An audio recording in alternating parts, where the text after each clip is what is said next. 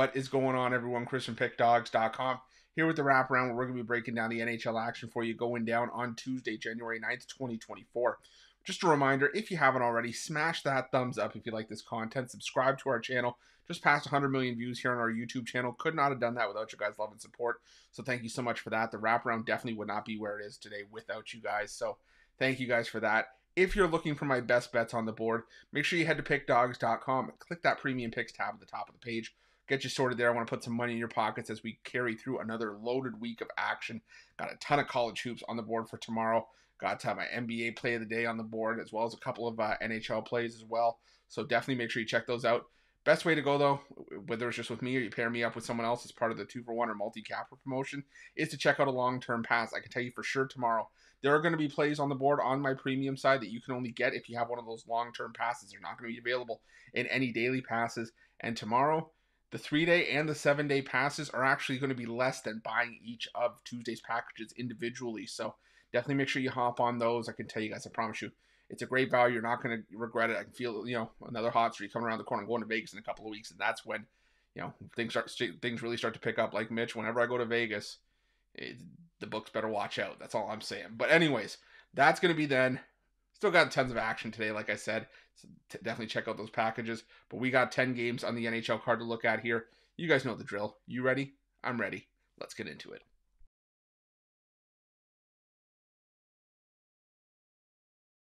Our first game on Tuesday's card takes us to the KeyBank Center, where the Buffalo Sabres take on the Seattle Kraken. And I'd be remiss if I didn't acknowledge just how well the Kraken are playing right now.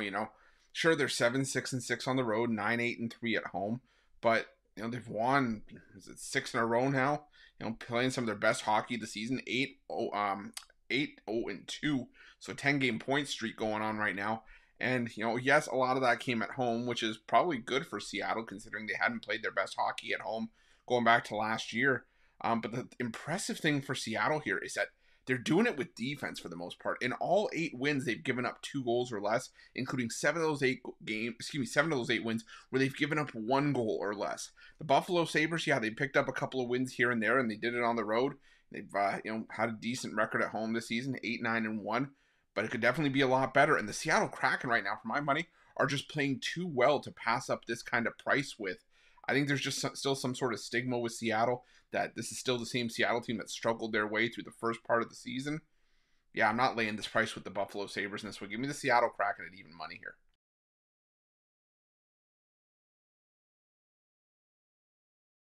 Now we head to the Amalie Arena, where the Tampa Bay Lightning take on the Los Angeles Kings. And the Los Angeles Kings, we know them to be the most profitable road team in hockey up to this point. Have a great road record, 13-3-1 on the year, but we're starting to see the Los Angeles Kings falter a little bit. They've lost 5 in a row now. They've taken the loss on the road in 2 of those 5 games. They're coming off a 4-3 loss at the hands of the Washington Capitals last time out. And right now they're just struggling to find their footing. And now they go to Tampa Bay to take on a Tampa Bay team that has struggled with consistency themselves. They've lost 4 of their last 6. But head-to-head, the Kings just had no success against Tampa Bay, losing 9 of the last 10 meetings between these two teams. The Lightning won last year's meeting in Tampa Bay 5-2, and that was against the Kings team that once again made the playoffs. The Kings have been good the last couple of years, but the Lightning have just seemed to have their number. And the Lightning, for whatever struggles that they've had, they've at least been able to play their better hockey at home. And it's not often you're going to get a price like this with the Tampa Bay Lightning going forward. I think this Tampa Bay Lightning team is due to regress in a positive direction. And I think they're going to start picking up their play a little bit. You got to remember, this is still a Tampa Bay Lightning team. It's still got, guys like Nikita Kucherov, Steven Stamkos, Victor Hedman, Braden Point. This is a really good Tampa Bay team, really talented Tampa Bay team. And like I said, I don't think the struggles are going to last much longer. I'm going to go with the Tampa Bay Lightning on the money line in this one.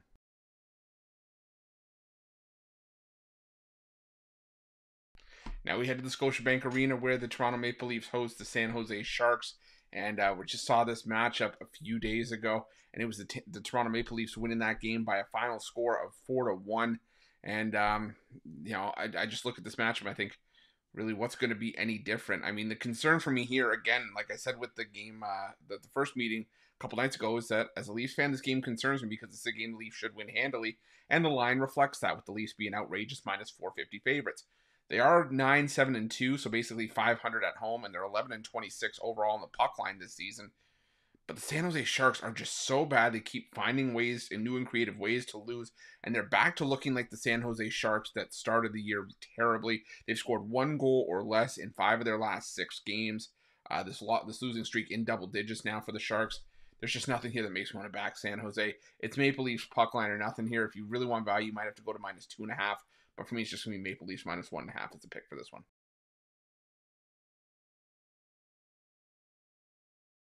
Now we go to the UBS Arena where the New York Islanders welcome the Vancouver Canucks. And, the New York Islanders playing some inconsistent hockey once again. They've split their last, they're 4-6 in their last 10 games. And Vancouver, back to playing some solid hockey, 6-3 in their last 9.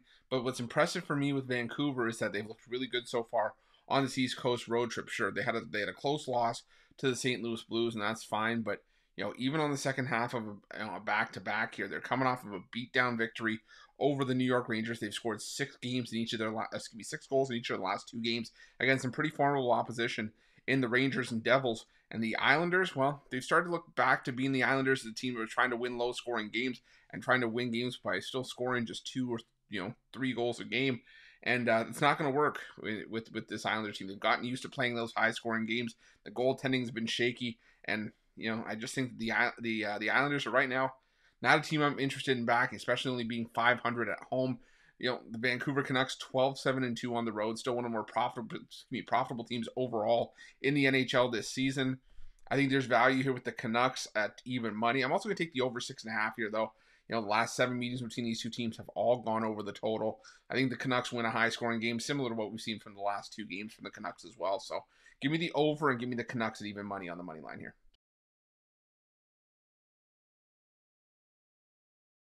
Now we head to the Bridgestone Arena where the Nashville Predators take on the Anaheim Ducks. And, this is an Anaheim Ducks team that, again, I've said before, I'll say it again, it's just really started to look like the old Anaheim Ducks team that we got used to seeing, struggle and finish near the bottom of the NHL year in and year out. And now it's sort of been no different. They've lost 5 in a row, 7 of their last 8. They've scored 2 goals or less in all 7 of those losses. And I don't think it's going to get any better here against a Nashville team that normally prides itself on playing solid defense with solid goaltending. And, Nashville been finding ways to win games as late, even though sometimes they're scoring, 3 goals a game. And, sure, Nashville splitting their last 8 games, actually splitting their last 10 if you go back to the middle of December. But I still think the Nashville Predators are the better team here. They have a winning record at home. Anaheim does play better on the road. They're 7-9 on the road compared to 6-16-1 at home. But I still just don't trust this Anaheim team. I don't trust the goaltending. So give me the Nashville Predators to win this one. I'm going to take them to win this one in regulation. Get that -215 price down to something a little bit more manageable, around minus 150. You could take them on the puck line if you want, but it's just I've seen quite a few 1-goal games for Nashville as of late. So rather than try to mess around and chase a puck line, I just think the regulation played the way to go here.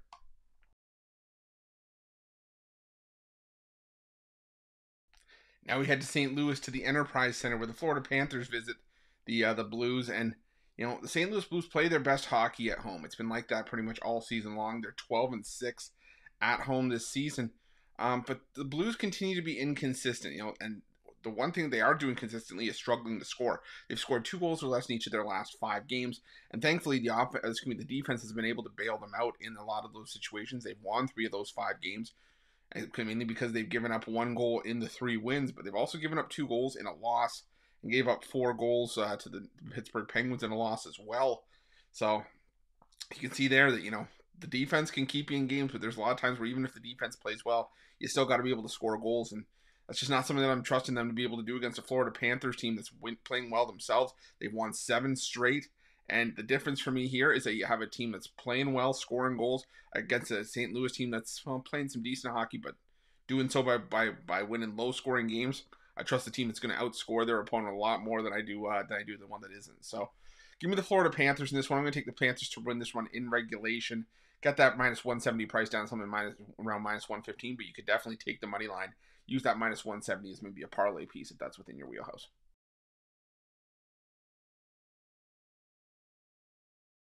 Now we head to the Canada Life Center where the Winnipeg Jets take on the Columbus Blue Jackets, and the Blue Jackets, a team that's been playing some solid hockey on the road solid hockey on the road from a puck line perspective. 14-4 on the puck line on the road, and I can guarantee you the majority of those were as underdogs, if not all of them, considering the Columbus Blue Jackets have been one of the worst teams in hockey so far this season. The problem there, though, is that even though you can go 14-4 on the road, you're still going up against one of the most consistent teams in hockey in the Winnipeg Jets, in my opinion. You know, the Winnipeg Jets, I've said it before and I'll say it again, quietly a .667 win percentage, 26-9-4 so far this season for the Winnipeg Jets. It's the best team in the Central Division, and they pretty much have an identical record home and away. 13-5-2 at home, 13-4-2 on the road. Doesn't matter where you're getting this Winnipeg team, you're getting them playing consistent hockey, playing solid hockey as well. The Columbus Blue Jackets have had the Winnipeg Jets number in recent meetings, winning 4 of the last 5, but I think this is where the tide starts to turn. I'm taking the Winnipeg Jets on the puck line in this one.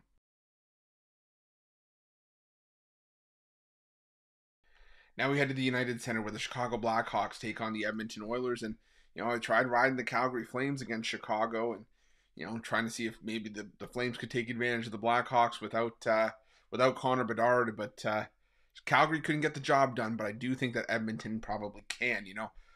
The Chicago Blackhawks, I always say a blind squirrel can find a nut every once in a while. I mean, Chicago, they're not going to lose every single game. They were able to get a win over the Calgary Flames at home. That's great. They've now won back-to-back back-to-back home games in 3 of their last 4 at home as well. But the Edmonton Oilers are still just a well-oiled machine right now. They've won 7 straight. The bulk of those have come by 2 goals or more. They just beat the Ottawa Senators at home. Last time we saw them on the road, they beat Anaheim 7-2, a team that's pretty close to the level of the Chicago Blackhawks. Also beat San Jose 5-0. So I'm going to take the Edmonton Oilers here. I'm going to take them on the puck line. I just think this one is all Edmonton all day, and this one the Blackhawks they're not consistently good to the point where I expect them to win this one either. So give me the Edmonton Oilers on the puck line here.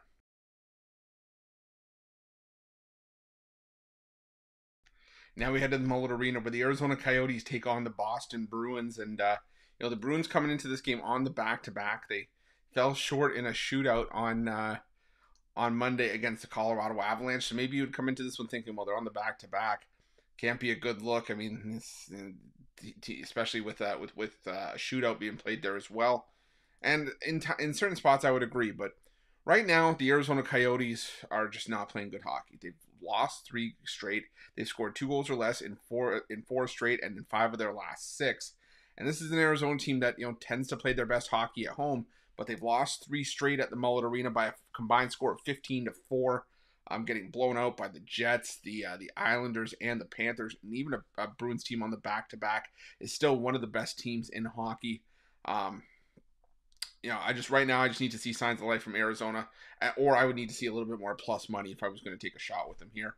So I'm going to take the Boston Bruins in this one. I think that the Bruins are just right now the better team and the more trustworthy team in this one as well. So give me the Boston Bruins on the money line.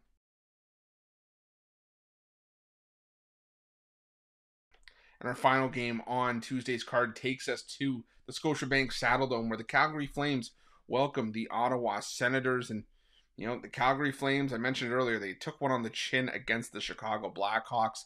And, now they have to pick up the pieces and try to bounce back, considering they finished that road trip with a split after the loss to the Blackhawks, and prior to that, a loss to the Flyers. But they do go back home where the Calgary Flames have played their better hockey this season. And it's more than we can say about the Ottawa Senators, who are struggling wherever they're playing right now, pretty much. But for the most part, it's been on the road. They lost 3 straight on the road. They're 4-11 on the road overall this season. Currently in this West Coast road trip, the Senators have been outscored by a combined score of 13-5. And as much as I was a little bit ticked off with how Calgary played against Chicago, I still think they're the better team playing better hockey right now, or at least the team playing better hockey right now. I don't know if they're the better team from a talent perspective, but they're playing better hockey right now, and they are playing better at home than the Sens are on the road. So give me the Flames here at the cheap price to round things out. That's it. That's all the NHL action for Tuesday, January 9th, 2024. But again, if you like this content, smash that thumbs up, subscribe to our channel, and make sure you hit that notification bell to get notified when the newest and freshest content drops here at Pick Dawgz. You can find that in the description of this video below. And if you're looking for my best bets, head to pickdawgz.com. Click that premium picks tab at the top of the page, and make sure to let me know your NHL picks in the comment section below. Thanks for watching.